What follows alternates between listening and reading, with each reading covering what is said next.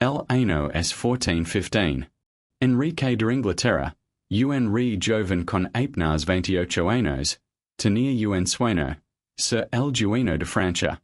No era un sueño pequeño, claro.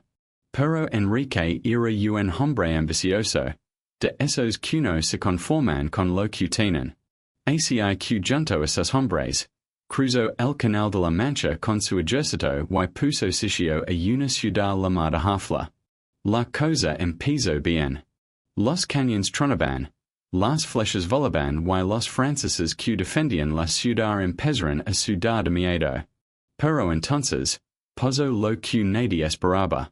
El enemigo más peligroso no llegó con espada en lanza. Llegó sin hacer ruido, se metió en las tripas de los soldados y empezó a matarlos desde dentro. Se llamaba disentería. Una enfermedad asquerosa, dressas que te hacen cor almontacada dos por tres con un dolor que parte el alma. Los soldados ingleses comenzaron a caer como moscas. No por las flechas enemigas, sino por la cagalera, así declaró. Hombres fuertes, guerreros entrenados, terminaban convertidos en esqueletos vivientes, con los ojos hundidos y las ropas siempre manchadas. El campamento apestaba. Apestaba a muerte, a sudor y a mierda. No había forma de esconderlo.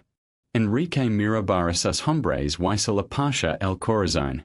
De los 12,000 que habían llegado, apenas liquidaban 6,000 en pie. Y de esos 6,000, la mitad estaban más cerca de la tumba que de ganar una batalla. La ciudad de Hafla terminó rindiéndose, sí, pero fue una victoria magra. El rey lo sabía. No podía volver a Inglaterra con el rabo entre las piernas. Su pueblo se reiría de él. Pero tampoco podía seguir conquistando Francia con un ejército que se cagaba encima mientras intentaba formar filas. Así que tomó una decisión que muchos llamaron locura. Decidió marchar hacia el norte, hacia Calais, donde los ingleses tenían un puerto seguro. Serían 300 kilómetros a pie, por tierras enemigas, con soldados medio muertos y sin apenas comida. Pero había que hacerlo. Había que demostrar que los ingleses no tenían miedo, que aunque estuvieran cagando sangre, seguían siendo hombres de respeto. La marcha fue un infierno. Llovía sin parar. Los caminos se convirtieron en ríos de barro. Los soldados arrastraban los pies, muchos en botas, con los pies envueltos en trapos podridos. Paraban cada poco tiempo porque alguno tenía que meterse detrás de un abasto a vaciar las tripas. El que había sido un ejército temible parecía ahora una banda de mendigos arrastrándose hacia la muerte. Y mientras ellos sufrían así, los franceses los miraban desde lejos, riéndose. 30,000 hombres, los mayores caballeros de Francia, los esperaban más adelante. Caballos enormes, armaduras brillantes, espadas recién afiladas. Estaban descansados, bien cómodos, calientes en sus tiendas. Y estaban ansiosos. Levaban años sin una batalla grande, sin una oportunidad de demostrar su valía. Ver a esos ingleses harapientos, medio muertos, era como ver un regalo envuelto para ellos. El 24 de octubre, los ingleses llegaron a un pequeño pueblo llamado Mesencelles. Al otro lado del valle, vieron algo que les heló la sangre. El horizonte estaba cubierto de banderas francesas. Miles y miles de hombres, brillando bello la poca luz que quedaba, ocupaban todo el campo. Parecía un mar de acero y colores. Enrique sabía que no podían huir. Estaban atrapados. Los franceses les cerraban el paso hacia Calais. No había otro camino. Esa noche, ordenó a sus hombres que se prepararan. No hubo discursos bonitos ni promesas de gloria. Solo órdenes secas. Los arqueros afilaron sus flechas. Los caballeros revisaron sus armaduras. Y todos, absolutamente todos, Superan q probablemente no virían el sol del día siguiente. La lluvia no paró en toda la noche. Los soldados ingleses no tenían tiendas. Dormían en el barro, tiritando, apretados unos contra otros para no morir de frío. Muchos lloraban en silencio, pensando en sus casas, en sus mujeres, en sus hijos que nunca volverían a ver.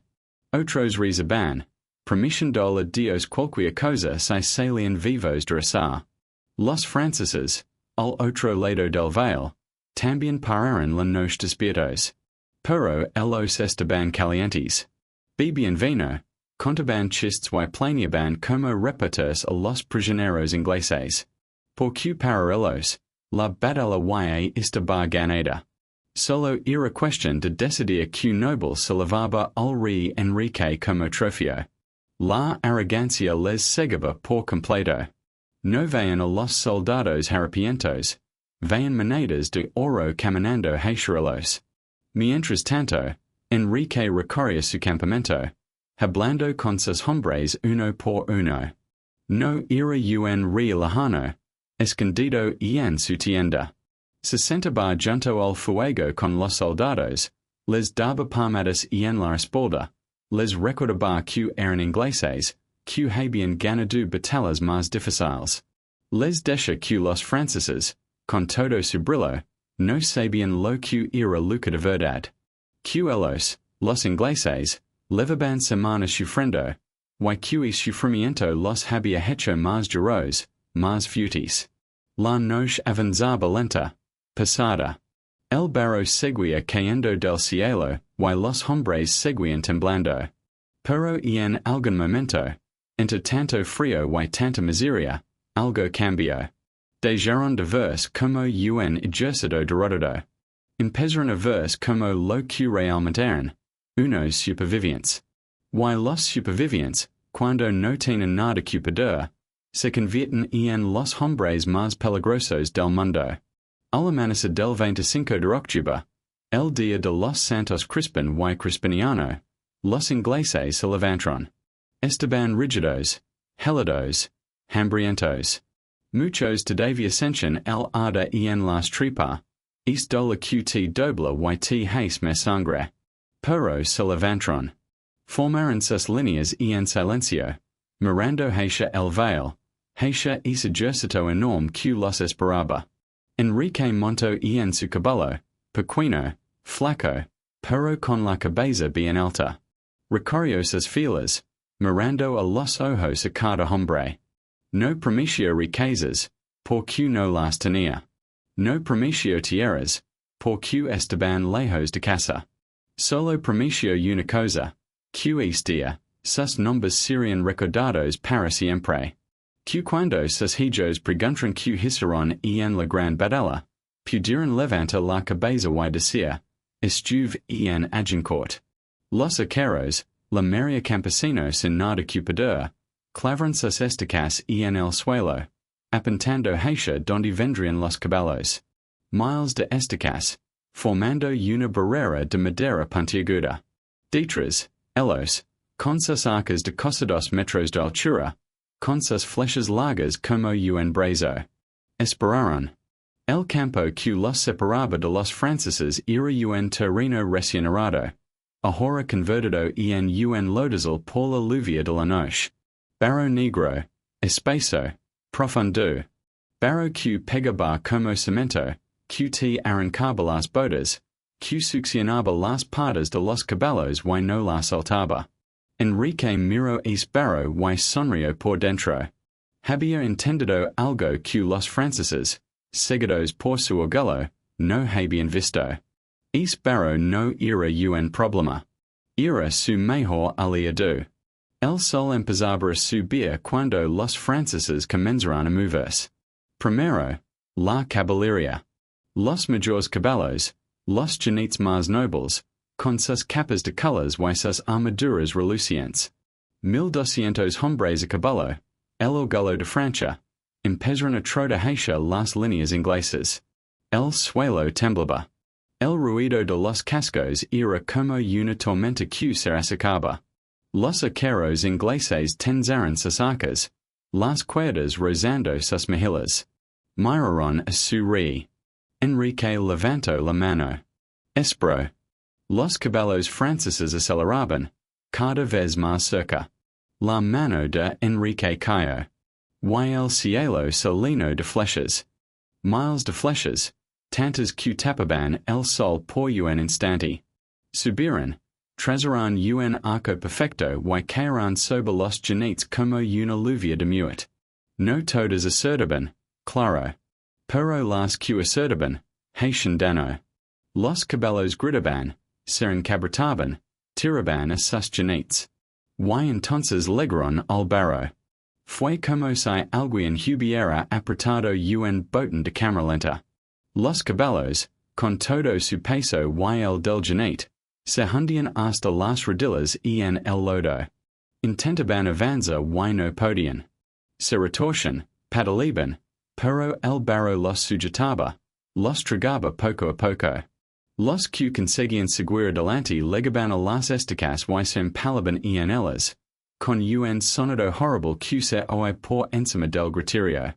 La carga de caballería, el arma más poderosa de Francia, se había convertido en un montón de caballos atrapados en la mierda. Los pocos que lograron llegar a la línea inglesa estaban tan agotados que apenas podían levantar la espada. Los arqueros, ligeros y rápidos, los rodaron y los remataron con hachas y martillos. La sangre se mezcló con el barro, teniéndolo todo de un rojo oscuro y pegajoso. Detrás de la caballería venía la infantería francesa. 8,000 hombres de armas, los mayores guerreros de Europa, avanzaban a pie. Pero para llegar a los ingleses, tenían que cruzar ese mismo campo de barro. Levaban armaduras de 30 kilos, a veces más. Con cada paso, el barro les succionaba las piernas. Avanzaban despacio, muy despacio, mientras las flechas inglesas seguían cayendo sobre ellos como si fueran conejos en un codo de caza. Cuando por fin llegaron a la línea inglesa, después de siglos caminando, estaban agotados. Sin aliento, sin fuerzas, algunos vomitando dentro de sus cascos. Los ingleses los esperaban frescos, con las hachas en las manos. La lucha cuerpo a cuerpo fue corta y brutal. Los franceses caen uno tras otro, aplastados por su propio peso, ahogados en el barro. Y entonces Enrique vio algo que le heló la sangre. Un grupo de franceses había logrado rodear el campamento inglés y atacaba por la retaguardia. Por un momento, pensó que todo estaba perdido. Temió que los franceses reorganizaran un nuevo ataque. Y en ese instante de pánico, tomó la decisión más dura de su vida. Ordenó matar a los prisioneros. Los nobles franceses que se habían rendido esperando ser canjeados por dinero vieron como los soldados ingleses se acercaban con las dagas en alto. No hubo piedad. Los mataron a todos, allí mismo, en el barro, manchando de sangre las promesas de rescate que nunca llegarían. Cuando el sol empezó a caer, el campo de Agincourt era un espectáculo horrible. Miles de cuerpos franceses yacían entre el lodo, amontonados, retorcidos, irreconocibles. Los caballos muertos, las banderas rotas, las armaduras abolidas. Un olor a sangre y muerte lo envolvía todo. Los ingleses, esos mismos soldados que días antes apenas podían tenerse en pie, miraban a su horror sin poder creerlo. Habían ganado. Contra todo pronóstico, contra toda lógica, habían ganado. Habían perdido apenas unos cientos de hombres. Los franceses, más de 6,000 la flor y nada de su nobleza había muerto en el barro, aplastada por su propio orgullo. Enrique V, el rey de los harapientos, el comandante de los enfermos, se arrodilló en medio del campo de batalla y dio gracias a Dios. No había sido un milagro, no. Había sido estrategia, había sido barro, habían sido flechas. Pero sobre todo, había sido la resistencia de unos hombres que se negaron a rendirse, incluso cuando todo estaba perdido. Esa noche, los soldados ingleses cantaron himnos, canciones de taberna, lo que se cantaron por que seguían vivos, cantaron por que habían hecho historia. Y mientras cantaban, el viento se levaba alrededor de la muerte y traía, quizá, el olor lejano de sus casas, de sus familias, de una vida que, contra todo pronóstico, iban a poder seguir viviendo. Agincourt se convirtió en leyenda. La batalla donde los muertos vivientes derrotaron a los invencibles. Donde el barro fue más poderoso que el acero. Donde Henrique joven y unos campesinos con arcas demostraron al mundo que, a veces, ganar no es cuestión de fuerza, sino de aguantar poco más que el tiro de la noche del 24 de octubre cayó sobre ellos como una losa. Los soldados ingleses miraban al otro lado del vale y lo único que veían eran fogatas. Miles de fogatas. Todo el horizonte estaba lleno de pequeños puntos de luz que bailaban en la oscuridad. Cada una de esas fogatas significaba hombres. Muchos hombres. Demasiados hombres. En el campamento inglés no había fogatas. No podían delatar su posición. Así que los 6,000 soldados de Enrique de Inglaterra pararon la noche a oscuras, tiritando, apretados unos contra otros como ganado. La lluvia no había parado en todo el día y el suelo era un charco inmenso de barro frío. Los hombres se sentaban en el lodo, con las rodillas pegadas al pecho, tratando de guardar un poco de calor. No funcionaba. El frío se metía en los huesos y no se iba. Había soldados que levaban días sin cama caliente. Otros, los más enfermos, todavía sentían el ardor en las tripas, esas ganas locas de correr vacías que los dejaban más débiles todavía. Algunos en esa cura tenían fuerzas para levantarse. Se quedaban tirados en el barro, mirando al cielo, esperando que la muerte llegara rápido y sin hacer mucho ruido. Enrique no podía dormir. El rey de Inglaterra, con apenas 28 años, paseaba entre sus hombres como uno más. Se agachaba junto a los heridos, les sujetaba la mano, les decía palabras que sonaban a despedida. Sabía que muchos de esos muchachos no verían la mañana. Y sabía algo peor, que los que verán la mañana, probablemente tampoco verían la noche siguiente. Los franceses, al otro lado, vivían una noche muy distinta. Tenían tiendas de campana grandes y calientes. Tenían vino, carne asada, pan recién horneado. Los caballeros se reían a carcajadas, cantando batallas paradas, presumiendo de sus hazañas. Algunos incluso jugaban a los dados sobre mesas de madera, como si estuvieran en una taberna y no en vísperas de una batalla. El orgullo les desbordaba por todos lados. Levaban días siguiendo a ese ejército inglés miserable, viéndolos arrastrar por los caminos, dejando rastros de enfermedad a la por donde pasaban. No podían ser un enemigo de verdad. No aquellos desgraciados que se paraban cada poco tiempo a cagar entre los arbustos. Los caballeros franceses sonaban y con los rescates, con las bolsas de oro que pagarían los ingleses por devolver a sus nobles sanos y salvos. El mariscal Boucicaut, uno de los jefes franceses, intentaba poner orden. Les decía a sus hombres que no se confiaran, que Enrique era un rey astuto, que los ingleses tenían esos arcos largos que tantos problemas habían dado en el parado. Pero nadie lo escuchaba. Los jóvenes caballeros solo querían gloria. Querían ser los primeros en ligar a las líneas enemigas, los primeros en clavar su espada, los primeros en volver a casa con un prisionero importante atado a la cola de su caballo. Mientras tanto, en el campamento inglés, un cura llamado servía misa en la oscuridad.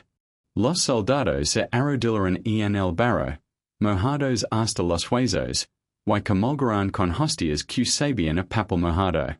Muchos lloraban. Otros se confesaban en voz baja, contando pecados viejos, pidiendo perdón por cosas que habían hecho hace. Todos sentían que aquella podía ser su última noche en la tierra. Enrique los miraba y algo se removía en su pecho. Él también tenía miedo, claro que sí. Pero era el rey. No podía permitirse temblar delante de los. Así que se subió a un pequeño montículo, donde todos pudieron ver su silueta recortada contra el cielo nublado, y empezó a hablar. No fue un discurso bonito, de esos que luego escriben los cronistas. Fue una cosa sencilla, de hombre a hombre. Les dijo que mañana, cuando saliera el sol, iban a Luca. Les dijo que los franceses eran muchos, pero que ellos eran ingleses. Les dijo que habían sobrevivido a la disentería, al hambre, al frío, a la marcha más jodida que había hecho ejército alguno. Y que si habían sobrevivido a todo eso, no iban a morir mañana en un campo de barro. Les recordó que los franceses peleaban por orgullo y por dinero, pero que ellos peleaban por algo más grande. Peleaban por sus casas, por sus familias, por sus hijos. Peleaban para que cuando sus mujeres preguntaron que había perdido en Francia, pudieran decir la verdad, que estuvieron allí, que no huyeron, que miraron a la muerte a la cara y no parpadearon. Alguien empezó a cantar. Una canción vieja, de esas que se cantan en las tabernas de Londres. Poco a poco, más voces se fueron sumando. No era un canto bonito, ni afinado. Era un rugido ronco, de gargantas secas y corazones encogidos. Pero sonó en toda la noche, cruzó el veil y llegó hasta las tiendas francesas. Los caballeros franceses dejaron de reír un momento. Escucharon ese canto lejano, triste y feroz a la vez. Algunos sintieron un escalofrío que no tenía nada que ver con el frío. Pero enseguida volvieron al vino y a las risas. No podían ser aquellos pobres diablos los que les metieron miedo. La madrugada llegó gris, con una neblina espesa que cubría el veil como una sabana. Los ingleses se levantaron del barro, estirando los huesos doloridos. Miraron al frente y apenas veían nada. Solo siluetas, solo sombras. Pero sabían que el otro lado estaba el enemigo, esperando. Los arqueros revisaron sus arcas, tensaron las cuerdas, comprobaron que las flechas estaban secas. Los caballeros se ayudaron unos a otros a ponerse las armaduras, ajustando correas, apretando hebillas. Nadie hablaba mucho. No hacía falta. Todos sabían lo que tenían que hacer. Enrique montó en su caballo. Era un caballo pequeño, no como los enormes corceles franceses, pero era suyo y lo había llevado hasta allí. Recorrió las filas despacio, mirando a sus hombres. Algunos tenían los ojos rojos de lora. Otros miraban al frente con una fijeza que daba miedo. Todos estaban sucios, harapientos, medio muertos. Pero todos estaban allí, de pie, esperando su orden. Cuando la niebla empezó a levantarse, el espectáculo que vieron les heló la sangre. El campo frente a ellos estaba lleno de franceses. Lleno de verdad. 30,000 hombres ocupaban todo el espacio, desde un bosque hasta el otro. Las banderas de los nobles más importantes de Francia ondeaban al viento. Brabante, Alençon, Bar, Orleans. Toda la grandeza de Francia estaba allí, esperándolos. Los ingleses eran 6,000 y de esos 6,000, la mitad apenas podían tenerse en pie. Pero Enrique levantó la mano y sus hombres formaron. En el centro, los caballeros con sus armaduras. En los flancos, Los arqueros con sus arcas largos y sus estacas clavadas en el suelo. Nadie se movía. Nadie hablaba. Solo el viento silbando entre las filas. Los franceses tardaron en decidirse. Discutieron entre ellos quién atacaría primero, cómo se formarían, qué lugar ocuparía cada noble en la batalla. Pidieron horas discutiendo tonterías, mientras los ingleses esperaban en silencio, agarrados a sus armas como quien se agarra a la vida. Al final, los franceses tomaron su decisión. La caballería pesada, los hombres más ricos y mejor armados, atacarían los primeros. 1200 jinetes con sus mejores caballos, sus mejores armaduras, sus mejores espadas, empezaron a moverse hacia las líneas inglesas. Fue un espectáculo impresionante. El suelo empezó a temblar. El ruido de los cascos era como un trueno que no paraba. Los caballos, enormes, cubiertos de acero, avanzaban cada vez más rápido. Los jinetes bajaban las lanzas, apuntando al corazón de los arqueros ingleses. Enrique esperó. Los arqueros tensaron sus arcas. Las cuerdas rozaban sus mejillas. Los caballos se acercaban, cada vez más cerca, cada vez más rápido. 100 metros. 80. 50. La mano de Enrique cayó. Miles de flechas cercaron el aire. El cielo se oscureció por un instante. Las flechas subieron, trazaron un arco perfecto y cayeron sobre los jinetes como una tormenta de muerte. Los caballos gritaban. Los hombres gritaban. La primera fila de jinetes se desplomó, arrastrando a los que venían detrás. Pero los que seguían adelante se encontraron con el barro. Es maldito barro que la lluvia de la noche había dejado como una trampa mortal. Los caballos se hundían hasta las rodillas. Intentaban avanzar y no podían.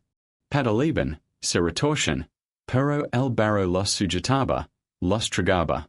Muchos cayeron, aplastando a sus propios jinetes. Otros se empalaron en las estacas que los arqueros habían clavado en el suelo. La carga de caballería, el arma más poderosa de Francia, se deshizo como un azucarillo en agua. Los pocos jinetes que lograron llegar a las líneas inglesas estaban tan agotados, tan hundidos en el barro, que los arqueros los remataron con hachas y martillos sin apenas esfuerzo. Detrás de la caballería venía la infantería. 8,000 hombres de armas, los mayores soldados de Francia, avanzaban a pie. Pero para llegar a los ingleses tenían que cruzar ese mismo campo de barro. Levaban armaduras de 30 kilos. Con cada paso, el barro les succionaba las piernas, les arrancaba las botas, les legaba a las rodillas. Caminaban despacio, muy despacio, mientras las flechas seguían cayendo sobre ellos. Las flechas no siempre mataban, pero hacían. Se clavaban en los hombros, en los muslos, en los brazos. Los hombres caían y se hundían en el barro, y los que venían detrás pasaban por encima de ellos. Cuando por fin llegaron a la línea inglesa, después de lo que pareció una eternidad, estaban agotados. Sin aire, sin fuerzas, algunos vomitando dentro de sus cascos. Los ingleses los esperaban frescos, con las hachas en las manos. La lucha cuerpo a cuerpo fue corta. Los franceses apenas podían levantar los brazos. Caían uno tras otro, aplastados por su propio peso, ahogados en el barro.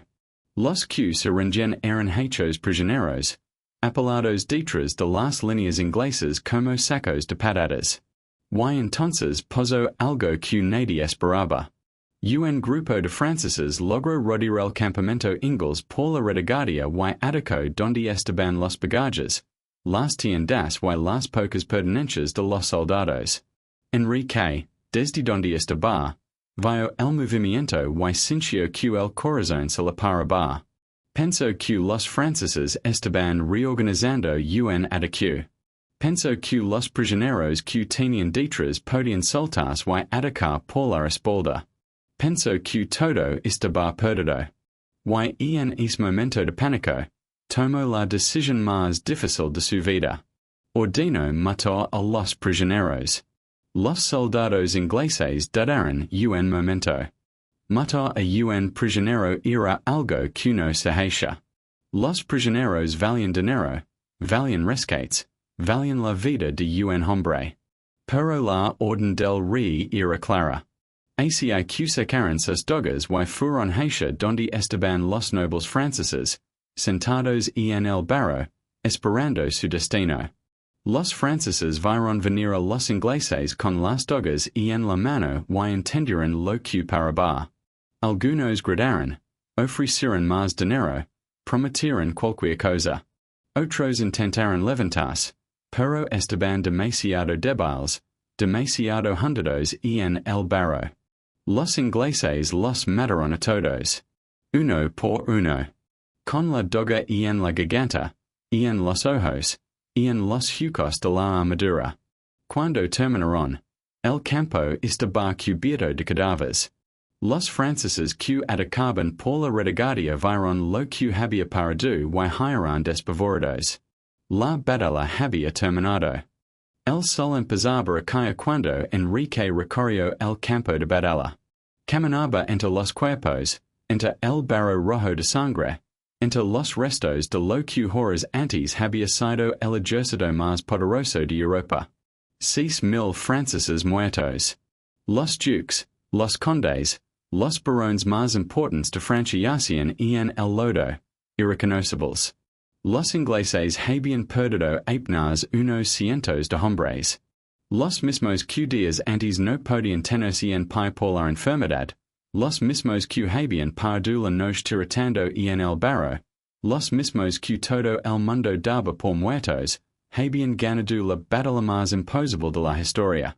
Enrique se arrodilló en medio de los cadáveres y dio gracias a Dios.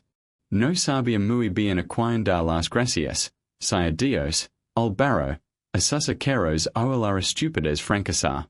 Pero dio las gracias. Y sus hombres, los que quedaban vivos, lo miraron y supieron que es hombre, es rey joven que había competido su sufrimiento, que había dormido en el barro como ellos, que había logrado con ellos, merecía su respeto para siempre. Esa noche, los ingleses incendiaron fogatas. Por fin podían encender fogatas. Se sentaron alrededor del fuego, con las manos manchadas de sangre y barro, y comieron lo poco que encontraron en el campamento francés. Bebieron el vino que los franceses habían dejado. Y cantaron.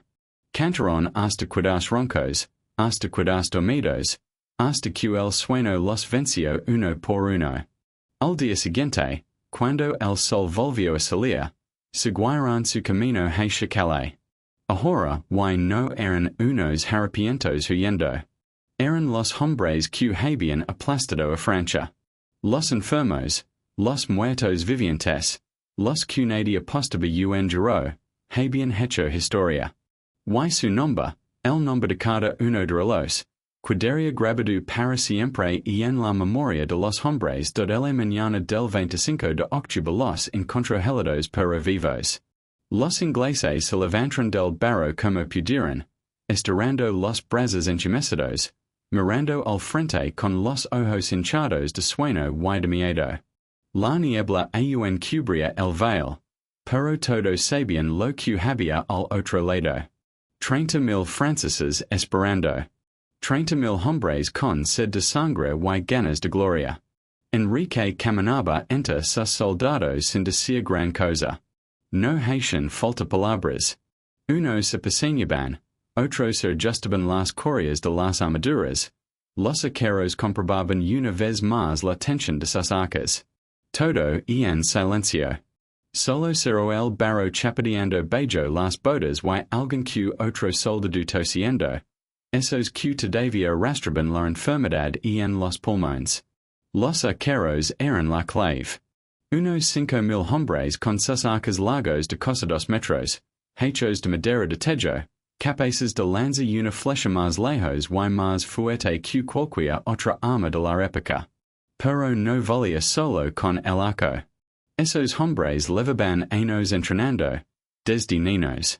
Tenían los brazos deformados de tanto tensar la cuerda, los hombros anchos, la espalda fuerte. Un arquero inglés podía lanzar 10 flechas por minuto. Y cada flecha atravesaba una coda de mala como si fuera mantequilla. Enrique los colocó en los flancos, como dos alas. Delante de ellos mandó clavar estacas en el suelo, apuntando hacia el frente. Estacas largas, afiladas, clavadas en el barro formando una barrera. Detrás de esas estacas, los arqueros esperarían. En el centro, los hombres de armas, unos 1000 caballeros ingleses que lucharían a pie, con armaduras más ligeras que las francesas, preparados para el combate cuerpo a cuerpo. Los franceses tardaron en moverse. Demasiado tiempo perdieron discutiendo. Los nobles discutían quién iría primero, quién tendría el honor de cargar contra los ingleses. Los más jóvenes querían gloria, los más viejos querían prudencia. Discutieron durante horas mientras los hombres esperaban formados, con el frío calando los huesos. Al final ganaron los jóvenes. La caballería pesada atacaría primero. 1200 jinetes, los mayores de Francia, montados en los mayores caballos, con las mayores armaduras que el dinero podía comprar. Se colocaron en formación, lanzas en rista, capas al viento.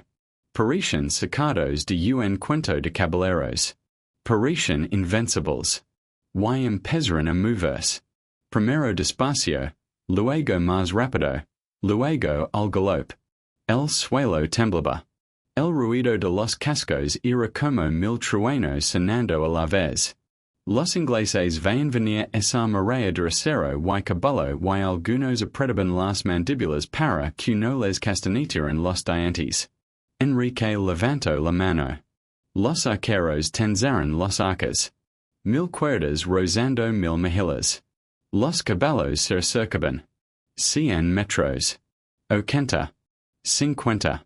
La mano de Enrique cayó. El aire se llenó de flechas. Miles de flechas cercaron el cielo. Trazaron un arco y cayeron sobre los jinetes como una plaga. Los caballos gritaban. Esos gritos agudos que dan cuando el hierro se clava en la carne. Los jinetes caen, aplastados por sus propios caballos, arrastrados por los que venían detrás. Pero los que seguían adelante se encontraron con el barro.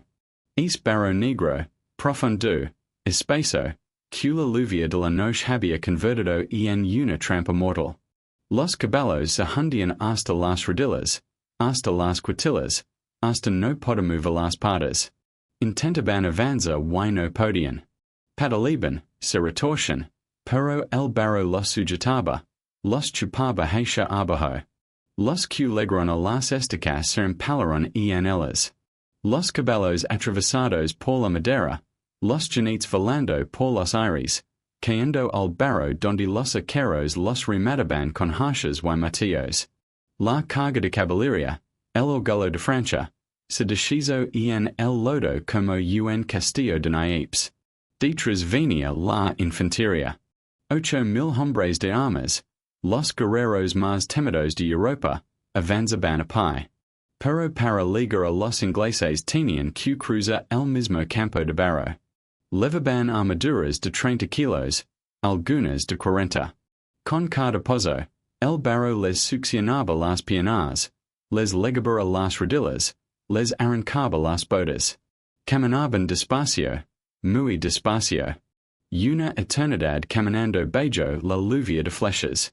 Las flechas caen sobre el os sin parar. No siempre mataban, pero se clavaban en los hombros, en los muslos, en los brazos. Los hombres caen y se hundían en el barro, y los que venían detrás pasaban por encima de ellos. Cuando por fin llegaron a la línea inglesa, después de lo que pasaron horas, estaban agotados. Sin aliento, sin fuerzas, algunos vomitando dentro de los cascos. Los ingleses los esperaban frescos, con las haches y en las manos.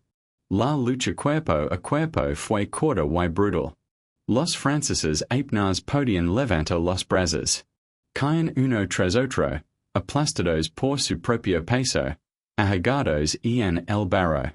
Los que se rendían eran hechos prisioneros, amontonados detrás de las líneas inglesas como sacos de patatas. Pero los franceses seguían legando. La segunda oleada pasaba a la primera. La tercera pasaba a la segunda. El campo se llenó de cuerpos, de heridos que gritaban, de moribundos que se ahogaban en el barro boca abajo.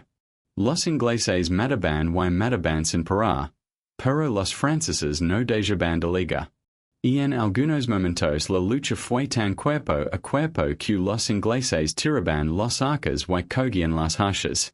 Los arqueros, esos campesinos delgados y rápidos, se movían entre los caballeros franceses como sombras.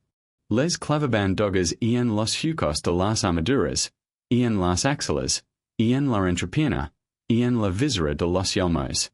Los mataban como quien mata cerdos en una matanza. Y entonces llegó el momento más duro. Un grupo de franceses logró rodear el campamento inglés por la retaguardia. Atacaron donde estaban los bagajes, las tiendas, las pocas pertenencias de los soldados. Enrique vio el movimiento desde donde estaba y el corazón le dio un vuelco. Pensó que los franceses estaban reorganizando un ataque. Pensó que los prisioneros que tenían detrás, cientos de nobles franceses sentados en el barro esperando su destino, podían soltarse y atacar por la espalda. Pensó que todo estaba perdido. Y en ese momento de pánico, tomó la decisión más difícil de su vida. Ordenó matar a los prisioneros. Los soldados ingleses dudaron. Matar a un prisionero era algo que no se hacía. Los prisioneros valían dinero, valían rescates, valían la vida de un hombre noble. Pero la orden del rey era clara. Hacia que sacaron sus dagas y fueron hacia donde estaban los franceses, sentados en el barro, esperando que la guerra terminara para ellos. Los franceses vieron venir a los ingleses con las dagas en la mano y entendieron lo que paraba. Algunos gritaron, ofrecieron más dinero, prometieron cualquier cosa. Otros intentaron levantarse, pero estaban demasiado débiles, demasiado hundidos en el barro. Los ingleses los mataron a todos. Uno por uno. Con la daga en la garganta, en los ojos, en los jucos de la armadura. La sangre corrió por el barro mezclándose con la sangre de los que ya estaban muertos. Los que atacaban por la retaguardia vieron lo que había parado y huyeron despavoridos. La batalla había terminado. Cuando el sol empezó a caer, el campo de Agincourt era un espectáculo horrible. Miles de cuerpos yacían entre el lodo, amontonados unos sobre otros. 6,000 franceses muertos. Los duques, los condes, los barones más importantes de Francia estaban allí, tirados en el barro, irreconocibles, con los ojos abiertos mirando al cielo gris. Los ingleses habían perdido apenas unos cientos de hombres. Los mismos que días antes no podían tenerse en pie por la enfermedad. Los mismos que habían perdido la noche tiritando en el barro. Los mismos que todo el mundo daba por muertos. Enrique recorrió el campo de batalla entre los cuerpos. El barro le legaba a las rodillas. La sangre le salpicaba las piernas. Miró a esos hombres, esos soldados harapientos y sucios que le habían dado la victoria, y no supo qué decir. No hacían falta palabras. Los arqueros buscaban entre los muertos cosas de valor. Anillos, monedas, armas buenas. Los caballeros reconocen a los nobles franceses y sienten una mezcla de pena y orgullo. Esos hombres que horas antes eran los dueños de Francia, ahora eran cadáveres en el lodo. Uno de los arqueros encontró a su propio hermano entre los muertos. No había luchado en el bando francés, no. Había muerto de disentería la semana antes y lo habían enterrado en una fosa común. Pero el arquero no lo sabía. Buscaba entre los cuerpos franceses algo que levas y encontró a su hermano muerto de otra manera. Se arrodilló en el barro y loro. Esa noche, los ingleses encendieron fogatas con todo lo que encontraron. Con las lanzas rotas de los franceses, con los carros abandonados, con la madera de las tiendas. Se sentaron alrededor del fuego, con las manos manchadas de sangre y barro, y comieron. Comieron la comida que los franceses habían dejado en su campamento. Pan blanco, que ellos nunca comían. Carne asada. Queso. Vino, mucho vino. Bebieron hasta quedarse dormidos. Bebieron para olvidar lo que habían visto, lo que habían hecho. Bebieron porque seguían vivos y no sabían muy bien por qué. Enrique no bebió. Se sentó aparte, mirando el fuego, pensando.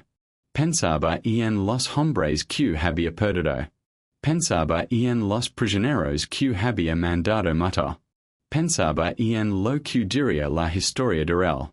¿Dirían que fue un rey cruel? ¿O dirían que fue un rey que hizo lo que tenía que hacer para salvar a los suyos? No encontró respuesta. Solo el fuego crepitando y el viento trayendo el olor de la muerte desde el campo de batalla. Al día siguiente, cuando el sol volvió a salir, los ingleses se levantaron con resaca y con frío. Miraron el campo una vez más. Los cuerpos seguían allí, amontonados, hinchándose con el calor. Los curvos y empezaban a ligar. Primero uno, luego dos, luego una nube negra que cubría el cielo. Había que estar allí. Había que ligar a Calais antes de que los franceses juntaran otro ejército. Así que recallaron lo poco que tenían, collaron lo de vela de los muertos, y empezaron a marchar. Pero antes de eso, Enrique mandó llamar a un heraldo francés, de esos que llevan los mensajes entre ejércitos. El heraldo llegó temblando, pensando que lo iban a matar. Enrique le preguntó cómo se llamaba aquel castillo que se veía al fondo. El heraldo dijo que se llamaba Agincourt. Pues bien, dijo Enrique. Esta batalla se llamará Agincourt. Que todo el mundo sepa lo que pasó aquí. Que todo el mundo sepa que unos hombres enfermos, harapientos, medio muertos, derrotaron al mejor ejército de Francia. El heraldo asintió y se fue corriendo a contar lo que había visto. Y así, despacio, la historia empezó a correr. Por los pueblos, por las ciudades, por toda Francia, por toda Inglaterra. La historia de unos soldados que no se rindieron. La historia de un rey que creó en ellos. La historia de un campo de barro que se tragó un imperio. Los ingleses llegaron a Calais unos días después. La gente del pueblo los miraba pasar con asombro. Esos hombres sucios, flacos, con la ropa rota, ¿eran los mismos que habían aplastado a los franceses? No se lo podían creer. Pero era verdad. Y cuando subieron a los barcos y cruzaron el canal de vuelta a casa, sabían que nada volvería a ser igual. Ellos no eran unos pobres desgraciados. Eran los héroes de Agincourt. Los hombres que hicieron lo imposible. Enrique volvió a Londres como un héroe. La gente salía a las calles a vitorrearlo. Las campanas de las iglesias repicaban. Las mujeres lloraban de alegría. Él sonreía y saludaba, pero por dentro lavaba el peso de lo que había perdido. Lavaba la sangre de los prisioneros en la conciencia. Lavaba la mirada de los muertos en la memoria. Pero eso no se lo contó a nadie. Los reyes no cuentan esas cosas. Los reyes sonríen y saludan y hacen como si todo estuviera bien. Y hacia lo hizo Enrique. Sonrió, saludó, y siguió siendo rey. La guerra con Francia no terminó este. Duraría muchos años más. Pero Agincourt quedó grabado en la memoria de los dos pueblos. Los franceses aprendieron que el orgullo mata. Los ingleses aprendieron que los hombres, por muy enfermos que estén, por muy derrotados que parezcan, pueden levantarse y ganar. Y los vaqueros, esos campesinos que solo querían volver a casa, volvieron. Algunos con dinero, otros con heridas, otros con recuerdos que nunca podrían contar. Pero volvieron.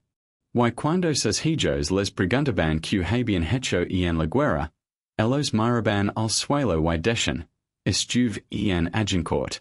No hace falta decir nada más. Esa palabra lo dice todo. Agincourt. Barro. Sangre. Flechas. Miedo. Gloria. Todo junto, mezclado, como los cuerpos en aquel campo. Agincourt. El lugar donde los muertos vivientes ganaron la batalla más imposible de la historia. Cuando los primeros rayos de sol atravesaron la niebla, los ingleses vieron algo que nunca podrían olvidar. El campo frente a ellos estaba cubierto de muertos. No decenas, ni cientos. Miles. 6,000 cuerpos franceses yacían en el barro, amontonados unos sobre otros como basura. Brazos retorcidos, pianas dobladas en ángulos imposibles, caras mirando al cielo con los ojos abiertos y vacíos. Los soldados ingleses caminaban entre ellos sin saber muy bien qué sentir. Algunos buscaban cosas de vela. Anillos, monedas, armas buenas. Otros simplemente miraban, intentando entender lo que había perdido. Como era posible que los enfermos, los harapientos, los que nadie apostaba en llegó, hubieran hecho aquello. Un arquero joven, de esos que apenas tenía 20 años, se encontró con un caballero francés que todavía respiraba. Tenía una flecha clavada en el hombro y otra en la pierna. El muchacho se agachó a su lado, sin saber qué hacer. El francés le miró y dijo algo en su idioma que el arquero no entendió. Luego cerró los ojos y se quedó quieto. El arquero se quedó un rato mirándolo. Luego siguió andando. Enrique también recorría el campo. Iba pie, porque su caballo había muerto en la batalla. Caminaba despacio, mirando los cuerpos, reconociendo los escudos de las familias más importantes de Francia.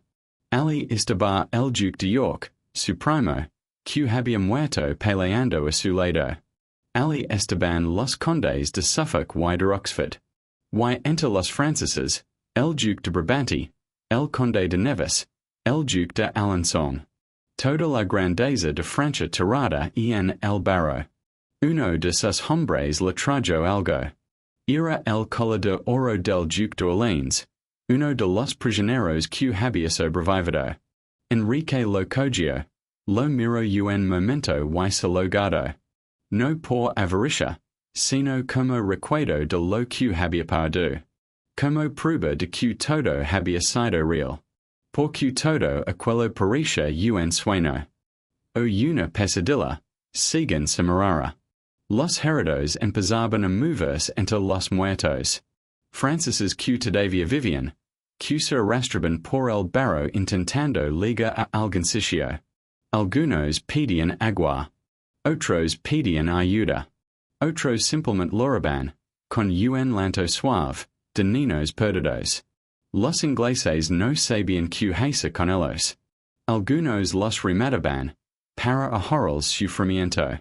Otros los dejaban, porque no tenían fuerzas y para levantar un cuchillo. La mayoría simplemente los ignoraban, como si no existieran.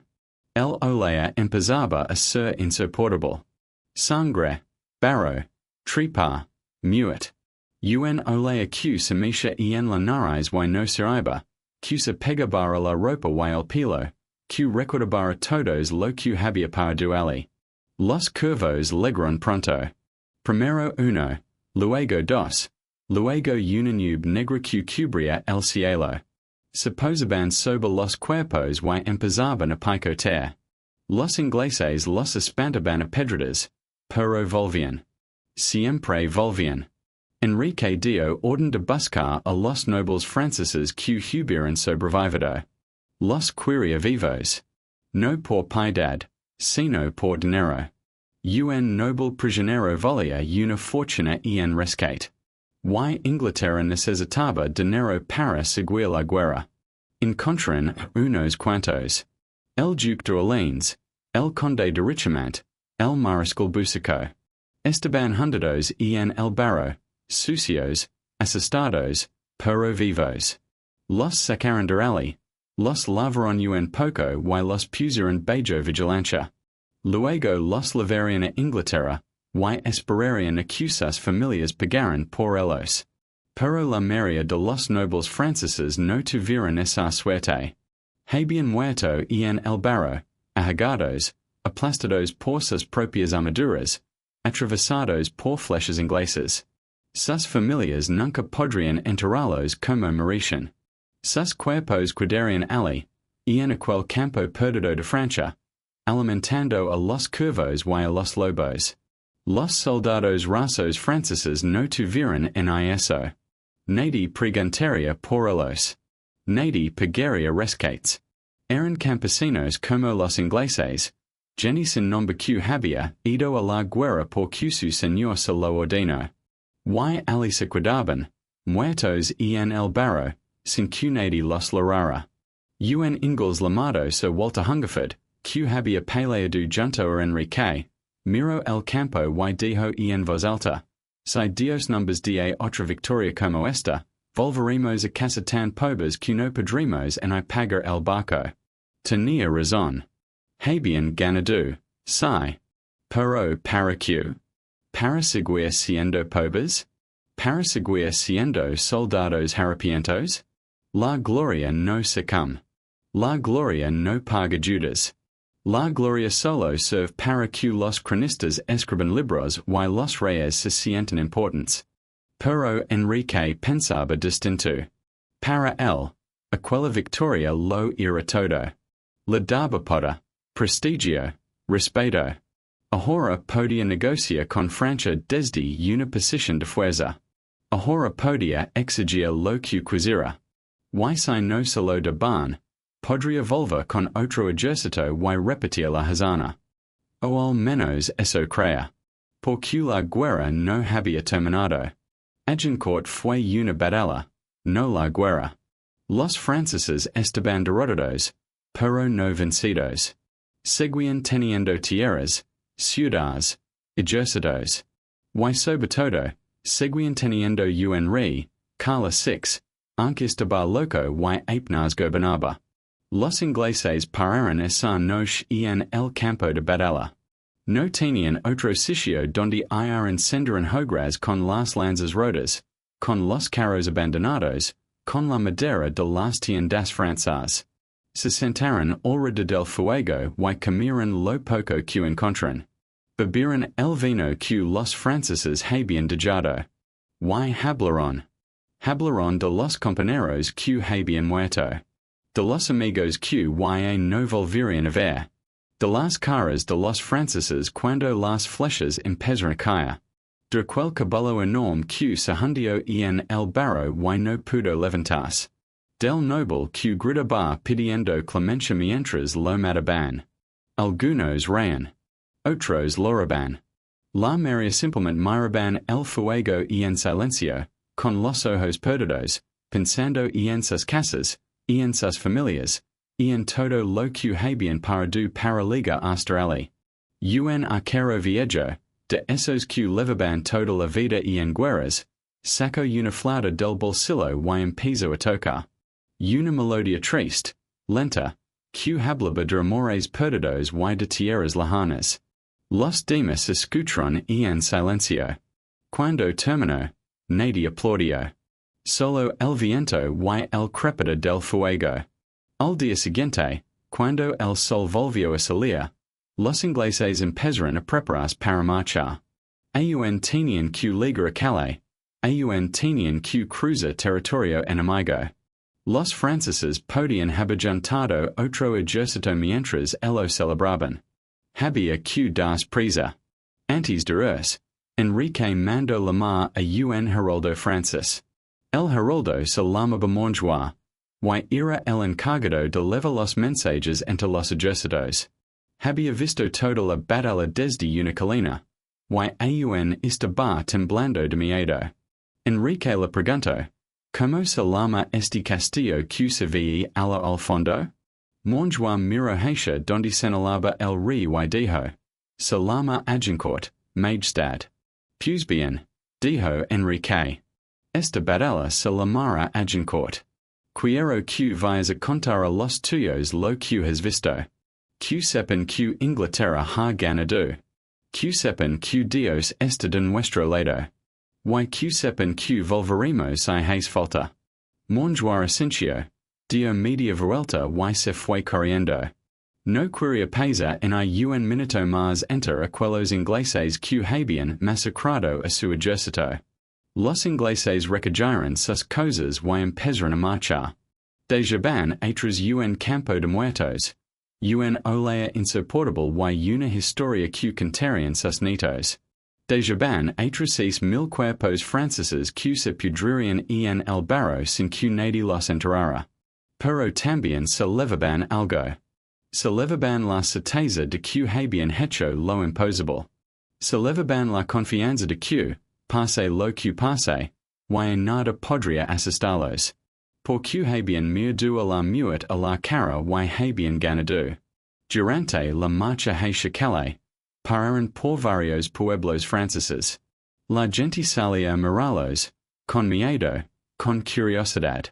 Esos hombres sucios, flacos, con la ropa rota, eran los mismos que habían derrotado al ejército más poderoso de Europa? No se lo podían creer. Pero era verdad. Y cuando los ingleses pedían comida, los campesinos se la daban sin requista. Por miedo. Por respeto. Por no saber qué más hacer. Llegaron a Calais unos días después. Las puertas de la ciudad se abrieron de par en par. La gente del pueblo los recibió como héroes. Les dieron ropa limpia, comida caliente, camas donde dormir. Los soldados se bañaron, algunos por primera vez en semanas. Se cortaron el pelo, se afeitaron, se vistieron con ropa nueva. Parecían otros hombres. Cuando subieron a los barcos para cruzar el canal de vuelta a Inglaterra, muchos miraron atrás. Miraron la costa francesa que se alejaba, las tierras donde habían sufrido tanto, donde habían visto tanta muerte. Y juraron que nunca volverían. Pero volverían. La guerra continuaría. Enrique volvería a Francia años después, con otro ejército, a conquistar más tierras. Pero esa es otra historia. El viaje de vuelta fue tranquilo.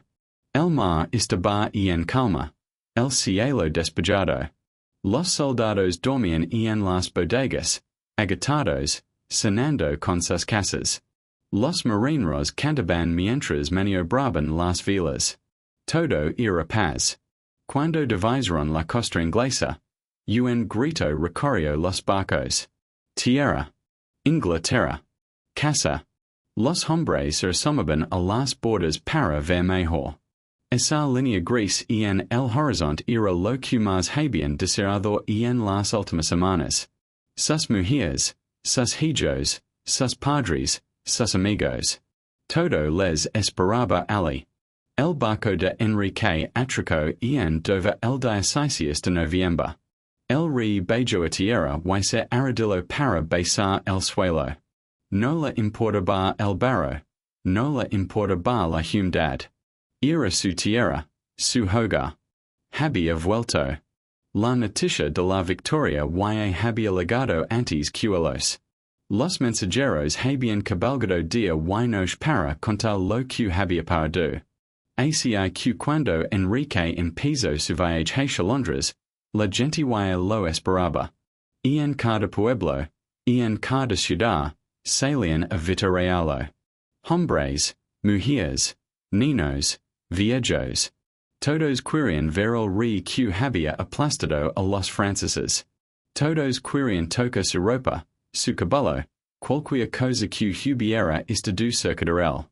Enrique sonreía y saludaba. Pero por dentro estaba cansado. Cansado de guerra, cansado de muerte, cansado de ser siempre el que tenía que tomar decisiones difíciles. Cuando llegó a Londres, la ciudad entera se volcó. Las calles estaban llenas de gente. Las campanas de todas las iglesias repicaban sin parar. Las mujeres tiraban flores desde las ventanas. Los hombres gritaban su nombre. El alcalde y los concejales salieron a recibirlo con sus mayores galas. Le regalaron una bolsa de oro, vino de calidad, todo lo que tenían. Enrique lo aceptó con una sonrisa, pero sus pensamientos estaban en otra parte. Estaba pensando en los hombres que habían muerto. En los arqueros que no volverían a ver a sus familias. En los nobles franceses asesinados en el barro. En todas esas vidas que se habían perdido para que él pudiera estar allí, recibiendo el cariño de su pueblo. Esa noche hubo fiesta en palacio. Música, baile, comida en abundancia. Los nobles brindaban por la victoria, reían, contaban batallas. Enrique brindó con ellos, rió con ellos, pero cuando se quedó solo en sus habitaciones, se sentó junto a la ventana y miró la noche. En algún lugar de Francia, los cuerpos seguían en el campo. Los curvos seguían comiendo. El barro seguía cubriéndolo todo. Y el rey victorioso, no podía hacer nada por cambiarlo. Así es la guerra, pensó. Así es ser rey. Y se fue a dormir, porque al día siguiente había que seguir gobernando. Había que planear los siguientes pasos. Había que pensar en la próxima batalla. Porque la guerra no había terminado. Solo había empezado. Los días pararon y la noticia de Agincourt se extendió por toda Europa como la pólvora. En cada reino, en cada corte, en cada taberna, los hombres hablaban de aquella batalla imposible. Un ejército de enfermos, de harapientos, de muertos vivientes, había aplastado a la flor y nada de la caballería francesa. Nadie se lo podía creer. En Inglaterra, la gente llenaba las iglesias para dar gracias a Dios. Repicaban las campanas en cada pueblo, en cada ciudad. Los curas hablaban desde los púlpitos del milagro de Agincourt, de cómo Dios había protegido a los ingleses y castigado el orgullo francés. Las madres lloraban de alegría porque sus hijos volvían a casa. Las esposas abrazaban a sus maridos como si los hubieran resucitado. Pero no todos volvían. En muchas casas, en muchos pueblos, las familias esperaron en vano. Esperaron días, semanas, meses. Y al final tuvieron que aceptar la verdad. Su hijo, su padre, su hermano, no volvería nunca. Se había quedado en Francia, en aquel campo de barro, junto a los franceses que había matado. La guerra tiene eso. Die gloria a unos y lanto a otros. Y en sequira los que ganan se libran del dolor.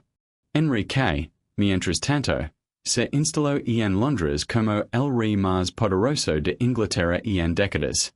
Los nobles que antes lo miraban con recelo, ahora se peleaban por estar cerca de él. Los embajadores extranjeros llegaban con regalos y promesas de amistad. Hasta el emperador de Alemania mandó mensajes de felicitación. Pero Enrique sabía que todo eso era humo. La victoria en Agincourt había sido enorme, sí. Pero Francia seguía ahí. Seguía siendo un país grande, rico, poderoso. Y los franceses, ancumulados, no iban a renderse tan fácilmente. Los nobles franceses que habían sobrevivido a la batalla fueron llevados a Inglaterra como prisioneros. El más importante era Carlos, Duque de Orleans. Tenía apenas 21 años, era poeta y sonador, y había caído en el campo de batalla con una flecha clavada en el hombro. Los ingleses lo curaron, lo vistieron con ropas limpias y lo encerraron en una torre. Ali pasaría los siguientes 25 años. 25 años sin ver Francia, sin ver su casa, sin ver a su familia. Escribiendo poemas de amor y de tristeza. Mirando por la ventana un país que no era el suyo. Esa fue su guerra. Esa fue su derrota. Otros prisioneros tuvieron más suerte. El mariscal Boucicaut, uno de los mejores caballeros de Francia, fue enviado también a Inglaterra. Pero él era más viejo, más lloró. Aguantó unos años encerrado y luego murió, lejos de su tierra, sin volver a ver a los suyos. Los rescates que pagaron los franceses por estos nobles llenaron las arcas de Inglaterra.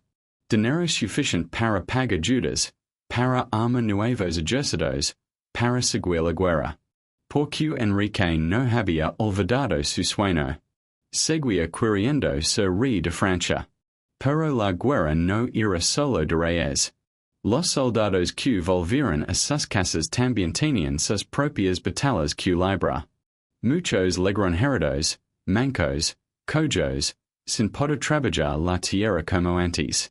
Otros llegaron con la cabeza llena de recuerdos que no podían contar, con pesadillas que los despertaban gritando en mitad de la noche. Las mujeres los miraban y notaban que no eran los mismos. Algo se había roto dentro de ellos. Algo que la guerra había matado y que nunca volvería. Un arquero llamado Tom, de un pueblecito cerca de Londres, volvió cojo. Una flecha francesa la había atravesado la pierna en la batalla, y la herida nunca terminó de curar. Cogiba Holanda, no podía correr, no podía trabajar como antes. Su mujer lo cuidaba, pero los vecinos murmuraban. Decían que Tom no servía para nada. Que era una carga para su familia. Tom los oía y apretaba los dientes. Él había estado en Agincourt.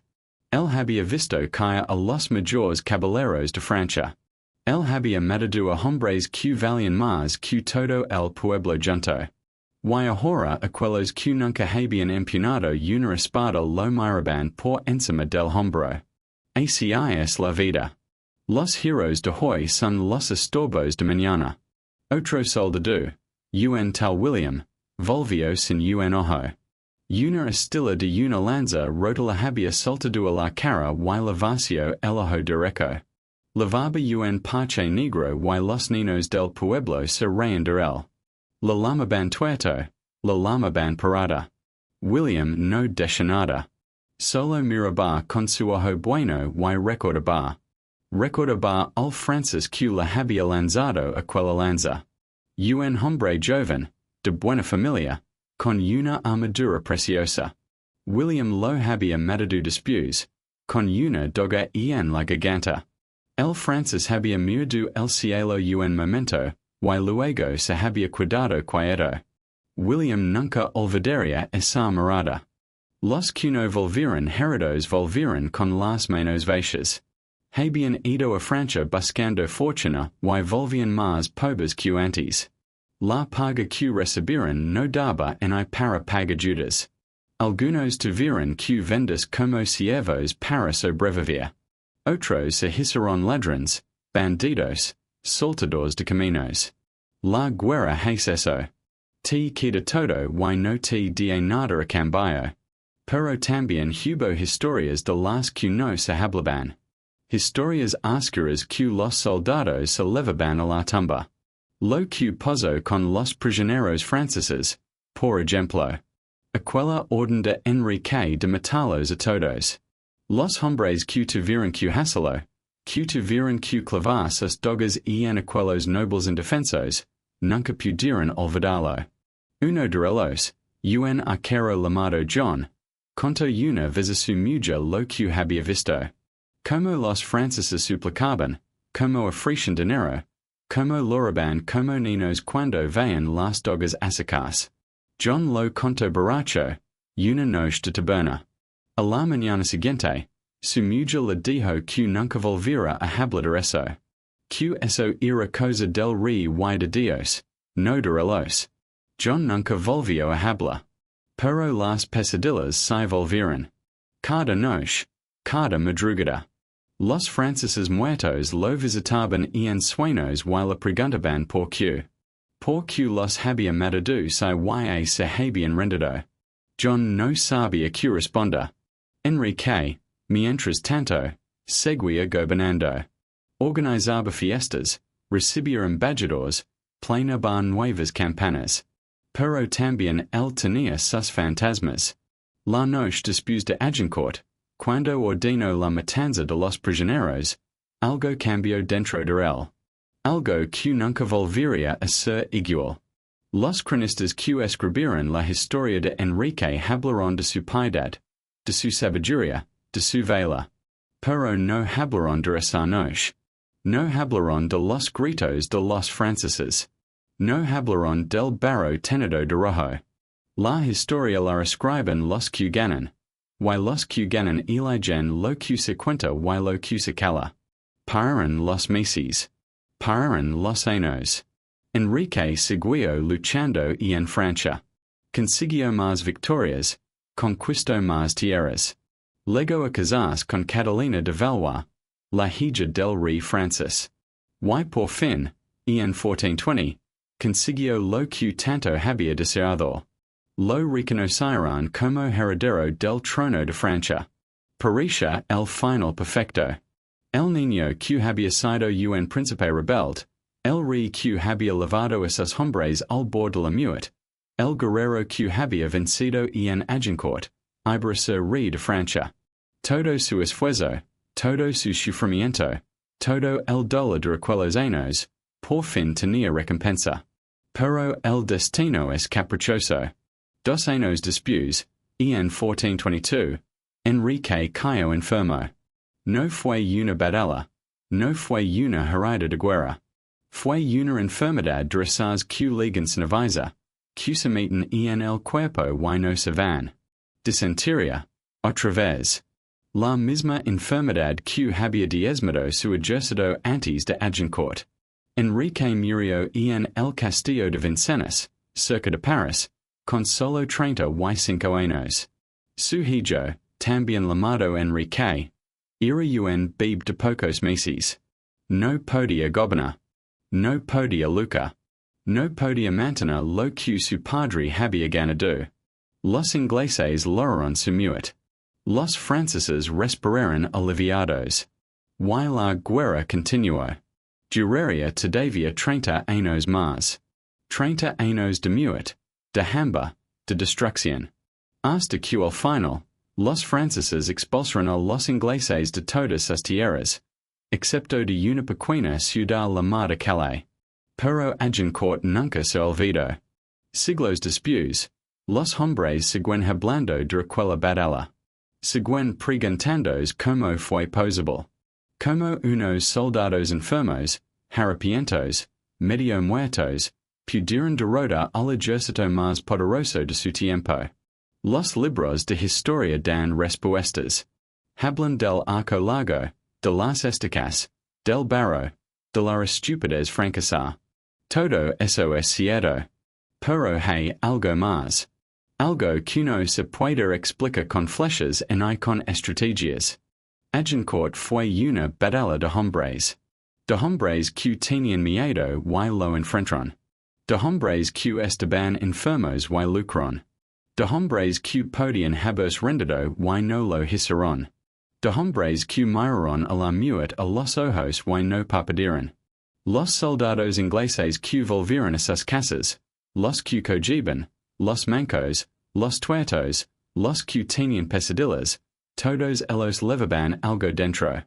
Levaban la certeza de que habían hecho algo enorme. Algo que nadie podría quitarles nunca. Cuando sus hijos les preguntaban que había paradui en Francia, ellos miraban al suelo y decían, estuve en Agincourt. Y los hijos entendían que esas palabras lo decían todo. Que ali, en ese campo de barro, sus padres habían sido más que hombres. Habían sido leyenda. Los años pararon. Los soldados murieron uno tras otro. Sus hijos murieron. Sus nietos murieron. Pero la historia siguió viva. Se contó en tabernas, en mercados, en reuniones familiares. Se escribió en libros, en poemas, en canciones. Y cada vez que alguien la contaba, los que escuchaban sentían un escalofrío. Porque Agincourt no es solo una batalla. Es una historia de resistencia. De no rendirse nunca. De lucha hasta el final aunque todo parezca perdido. De creer que lo imposible puede hacerse posible si hay hombres dispuestos a intentarlo. Hoy, si vas a Agincourt, verás un campo tranquilo. Un campo de cultivo como tantos otros en Francia. Nada recuerda y la sangre, el barro, la muerte. Solo un pequeño monumento y algunas banderas. Pero si cierras los ojos y escuchas, quizás puedes oírlo. El silbido de las flechas. El grito de los caballeros. El rugido de los hombres. La voz de Enrique animando a los suyos. Todo sigue, flotando en el aire, esperando que alguien lo recuerde. Los arqueros ingleses, aquellos campesinos que no sabían leer ni escribir, aquellos hombres que la historia apenas menciona, fueron los verdaderos dueños de Esta. Ellos, con sus manos colosas y sus arcas de madera, cambiaron el rumbo de la guerra. Ellos, que solo querían volver a casa, se convirtieron en inmortales. Y cuando piensas en todo lo que pararon, en la disentería, en el hambre, en el frío, en el miedo, te das cuenta de una cosa. Los heroes no son los que ganan batallas. Los heroes son los que, pase lo que pase, siguen adelante. Los que se levantan cada mañana aunque todo duela. Los que miran al enemigo, aunque sea más grande, y no retroceden. Eso fue Agincourt. Un montón de hombres normales haciendo algo extraordinario. Un puñado de soldados enfermos negándose a morir. Un rey joven que creyó en ellos. Y un campo de barro que se convirtió en leyenda. La próxima vez que pases por un campo embarrado, acuérdate. Acuérdate de esos hombres que lucraron, sufrieron y murieron allí. Acuérdate de que la grandeza no está en las armaduras brillantes, en los títulos nobiliarios. La grandeza está en el corazón. En la voluntad. En no rendirse nunca. Porque si aquellos soldados, medio muertos, cagándose encima, con el estómago vacío y el miedo en los huesos, pudieron ganar la batalla más imposible de la historia, entonces cualquier cosa es posible. Cualquier cosa. Esa es la leyenda de Agincourt. Esa es la historia que nunca debemos olvidar.